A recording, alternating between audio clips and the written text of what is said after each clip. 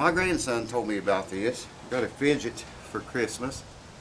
And we were talking about how fast we can make them go. And he said if you really want to make one go fast, use an air hose on it. So I thought we'd try that today, just see how fast we could get it. We can't count the revolutions per minute, obviously, because it's going to go too fast, but we can tell if it's going very fast or not. I just happen to have a 200-pound air hose right here, so I'll try not to break my fingers. Let's try this.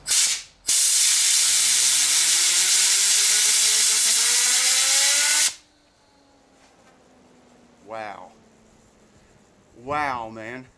I feel like I could break a finger if I let go of it. Or slip. Look, it's still rocking. You would definitely mess a finger or a knuckle up if you got in that thing's way going that fast. That's incredible. I don't know if the camera picked it up whizzing or not after I stopped the airflow.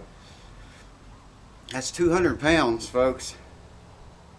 200 pounds of pressure blowing this little fidget.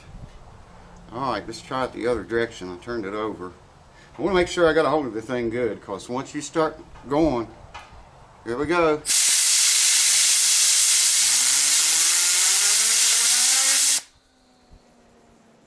Check that out.